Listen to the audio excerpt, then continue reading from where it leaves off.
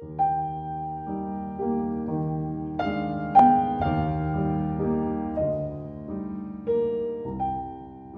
Dr. Jekyll estaba tranquilo.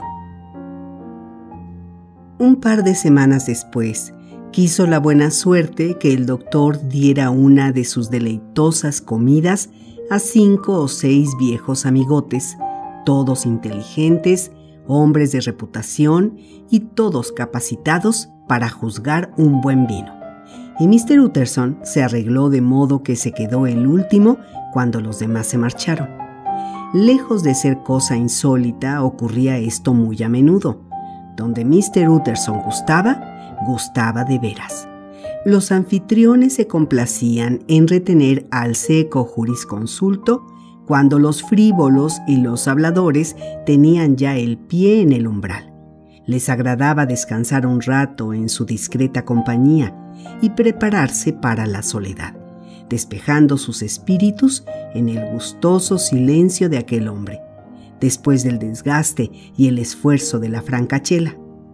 No hacía excepción a esta regla el Dr. Jekyll, y mientras estaba sentado en el lado opuesto de la chimenea, un cincuentón alto, buen mozo, de rostro sereno, quizá con algo como una sombra de disimulo, pero con todos los rasgos de inteligencia y bondad, podía verse en su mirada que sentía por Mr. Utterson un cordial y caluroso afecto.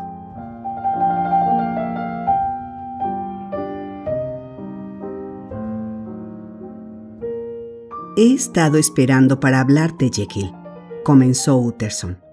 «¿Te acuerdas de aquel testamento tuyo?» Podía verse que el tema era desagradable, pero el doctor lo siguió sin perder su buen humor. «Mi buen Utterson», dijo Jekyll, «tienes desgracia conmigo como cliente. Jamás he visto a nadie tan asustado como te vi a ti por mi testamento. A no ser aquel pedante, forrado de lo mismo, de Lanyon, ante lo que él llamaba mis herejías científicas.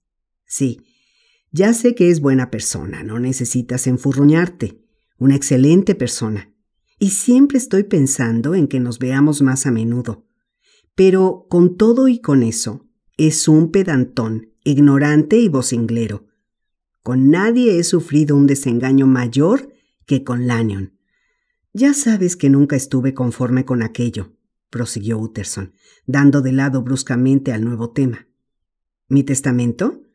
«Sí, es verdad, lo sé», dijo el doctor con cierta sequedad. «Ya me lo has dicho». «Bueno, te lo vuelvo a decir.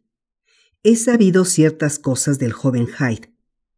Palideció hasta los labios el semblante hermoso y varonil del Dr. Jekyll, y una sombra pasó por sus ojos. «No me interesa oír más», dijo. «Creía que habíamos convenido en no hablar más de ese asunto». «Lo que he oído es abominable», continuó Utterson. «No puede modificar nada. Tú no comprendes mis circunstancias», contestó el doctor con cierta incoherencia en el tono. «Estoy en una situación penosa, Utterson. Mi posición es muy extraña, muy extraña. Es uno de esos asuntos que no se arreglan porque se hable de ellos». «Jekyll», dijo Utterson, «tú no me conoces. Soy hombre en el que se puede fiar. Confiésame todo en confianza, y no dudo que te sacaré adelante». «Mi buen Utterson, eres la bondad misma, la esencia de la bondad, y no sé cómo agradecértelo. Estoy seguro de lo que dices. Confiaría en ti más que en nadie en el mundo. Sí, más que en mí mismo, si me dieran a escoger. Pero no es lo que tú te figuras. No es tan malo como todo eso. Y precisamente para tranquilizar tu buen corazón, voy a decirte una cosa. En el instante en que yo quiera, puedo desembarazarme de Mr. Hyde. Y no voy a añadir sino una palabra más, que espero, Utterson, no tomes a mal.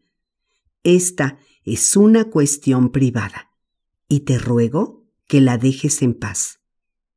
Utterson reflexionó un rato, mirando al fuego. «No dudo que tienes perfecta razón», dijo al fin, poniéndose en pie. «Bueno, Pero ya que hemos tratado de ello, y espero que por la última vez, hay un punto que quisiera que entendieses bien. Es cierto que tengo un gran interés por el pobre Hyde. Ya sé que lo has visto. Él me lo ha dicho. Y temo que haya estado grosero. Pero, verdaderamente, tengo un grandísimo interés por ese joven. Y si me muero, Utterson, quiero que me prometas que serás indulgente con él y que le sostendrás en sus derechos. Creo que lo harías si lo supieras todo, y me quitarías un peso de encima si me lo prometieses. No puedo decir que llegaré nunca a gustar de él, contestó Utterson. No pido eso, dijo Jekyll en tono suplicante, cogiendo al abogado por el brazo. Solo pido justicia. Solo pido que le ayudes en gracia a mí cuando yo no esté aquí ya. Utterson dejó escapar un suspiro y dijo: Bien, lo prometo.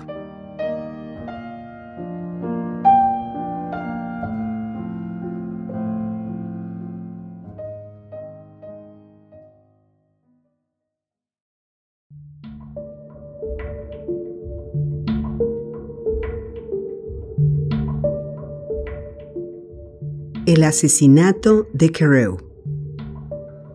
Próximamente, un año después, en octubre de 1800 y tantos, todo Londres fue sorprendido por un crimen de extrema ferocidad y aún más notorio por la alta posición de la víctima. Los detalles eran pocos, pero fuera de lo común y corriente. Una sirvienta, que vivía sola en una casa no lejos del río, había subido a su cuarto para acostarse a eso de las 11, aunque después, a la madrugada, la ciudad se envolvió en niebla. En las primeras horas de la noche, el cielo estaba limpio y la calleja sobre la cual daba la ventana del cuarto aparecía brillantemente iluminada por la luna llena. Sin duda, tenía la doncella cierta predisposición romántica porque se sentó, arrobada en vagos ensueños, en el baúl colocado al pie de la ventana. Nunca, solía decir, corriéndole las lágrimas cuando relataba lo ocurrido, nunca se había sentido tan en paz con toda la gente, ni había notado mayor placidez y sosiego en todas las cosas. Y estando así sentada, vio que se acercaba por la calleja un gallardo caballero anciano, de blancos cabellos, y que avanzaba en dirección opuesta otro señor muy pequeño, en el que apenas se fijó.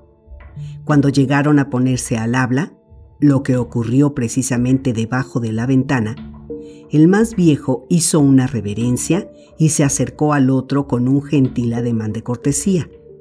No parecía que el motivo del coloquio fuera cosa importante.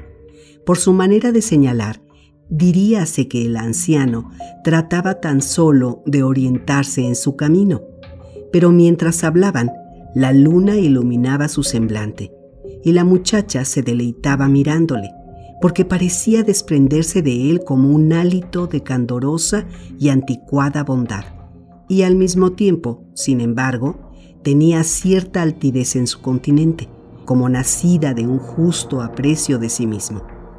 Se fijó después en el otro y se sorprendió al reconocer en él a cierto Mr. Hyde, que en una ocasión había visitado a su amo, inspirándole una gran antipatía. Tenía el tal en la mano un recio bastón con el que jugueteaba, y sin contestar palabra a su interlocutor, parecía escucharle con mal reprimida impaciencia. Y de pronto, su cólera estalló como un explosivo, dando patadas en el suelo, blandiendo el garrote y conduciéndose, al decir de la doncella, como un demente. El anciano retrocedió un paso, al parecer muy extrañado y un tanto ofendido, y con esto perdió Mr. Hyde todo freno, y lo apaleó hasta derribarlo por tierra. Y un instante después, con simiesco frenesí, estaba pisoteando a su víctima y descargaba sobre ella tantos y tales golpes que se oía el crujido de los huesos al romperse, y el cuerpo fue a parar al arroyo. A la vista de esos horrores, la doncella se desmayó. Eran ya las 2 de la mañana cuando volvió en sí y avisó a la policía. El asesino se había ido mucho antes, pero allí yacía su víctima, en medio de la calleja, destrozada de un modo increíble.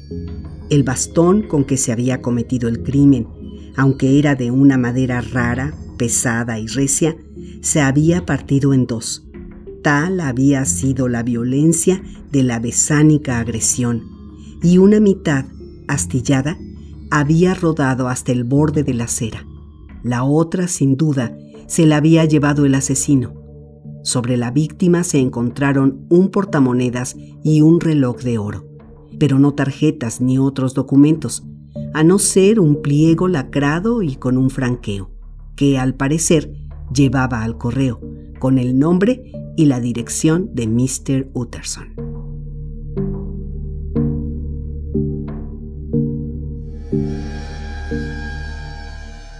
Aquella misma mañana se lo presentaron al abogado, cuando aún estaba en la cama, y tan pronto como lo vio y le dijeron las circunstancias del caso, alargó solemnemente el labio inferior y dijo: «Nada diré hasta que haya visto el cadáver. Parece este un asunto muy serio. Tenga usted la bondad de esperar mientras me visto». Y con la misma gravedad, después de desayunar deprisa, se fue en un coche a la estación de policía, a donde ya habían llevado el cadáver. En cuanto entró en la celda, hizo un gesto afirmativo. «Sí», dijo, «lo conozco. Siento decir que es Sir Danvers Carew». «¡Caramba! ¿Será posible?», exclamó el funcionario, y enseguida brilló en sus ojos la ambición profesional. «Esto va a hacer la mar de ruido. ¿Y acaso usted pueda ayudarnos a echar mano al autor?». En pocas palabras le contó lo que la doncella había visto y le enseñó el bastón roto. Mr. Utterson se había ya sobrecogido tan pronto como oyó el nombre de Hyde, pero cuando le pusieron delante del bastón, ya no pudo dudar. Roto y desfigurado como estaba, vio que era el mismo que él había regalado muchos años atrás a Henry Jekyll. «¿Es este Mr. Hyde bajo de estatura?», preguntó el abogado. «Muy pequeño y muy mal encarado, según dice la doncella». Mr. Utterson meditó y luego, levantando la cabeza, dijo: «Si quiere usted venir conmigo en mi coche, me parece que podré llevarle a casa de ese hombre». Ya eran para entonces las 9 de la mañana y se había echado encima la primera niebla de la estación. Un gran manto de color de chocolate descendía, ocultando el cielo, pero el viento embestía y dispersaba continuamente aquella falange de vapores. Y así, mientras el carruaje rodaba de calle en calle, iba contemplando Mr. Utterson una prodigiosa variedad de tintes y gradaciones de luz crepuscular. Aquí, obscuridad como al comienzo de la noche. Más allá, un cárdeno fulgor parduzco, como el reflejo de una extraña conflagración.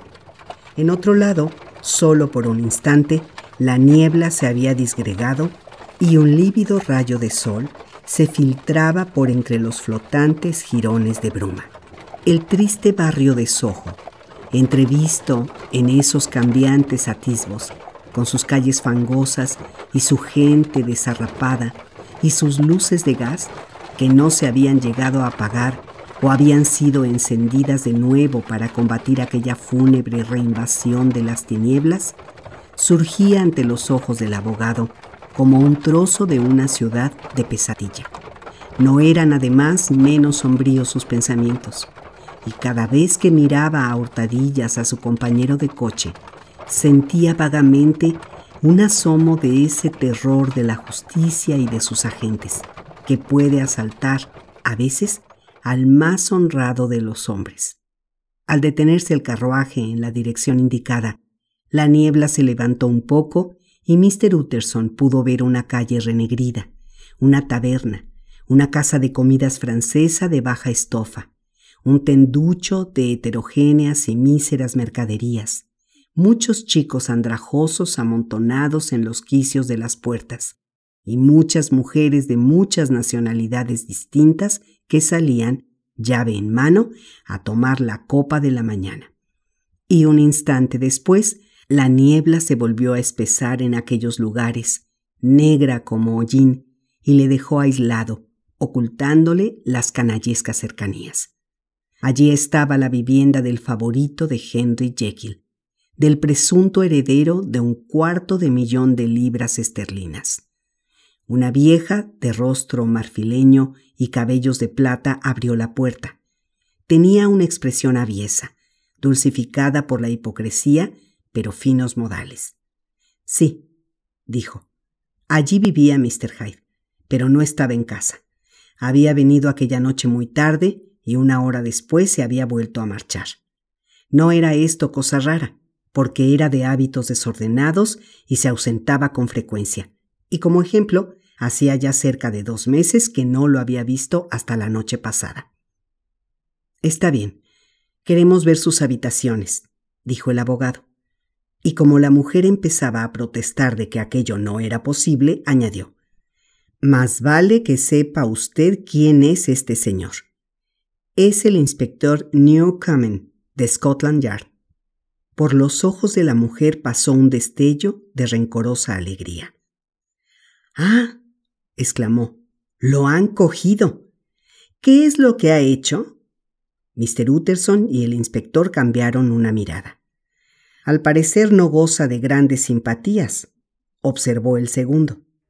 Y ahora, buena mujer, déjenos a este señor y a mí que echemos una mirada alrededor.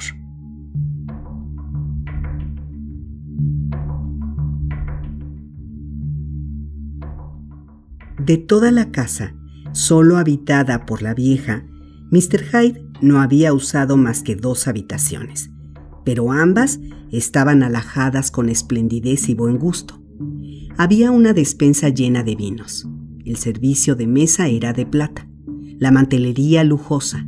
Un buen cuadro colgaba de uno de los muros, regalo, como Utterson pensó, de Henry Jekyll, que era un aficionado inteligente, y las alfombras eran mullidas y de bellos colores.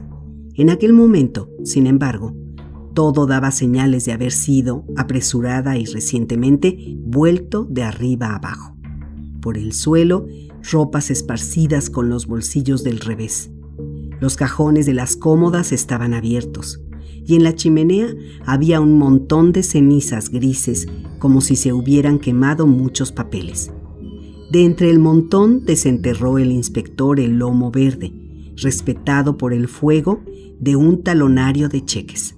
La otra mitad del bastón apareció detrás de la puerta, y como esto remachaba sus sospechas, el funcionario se declaró encantado.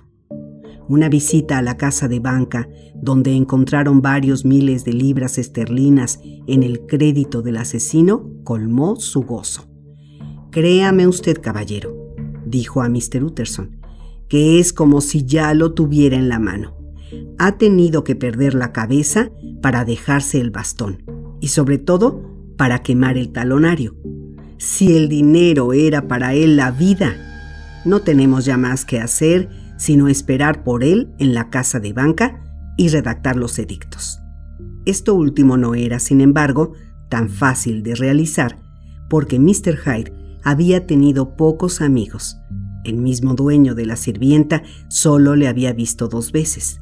No pudo hallarse por ninguna parte rastro de su familia, jamás se había retratado, y los pocos que podían dar sus señas estaban en completo desacuerdo, como siempre ocurre entre observadores vulgares.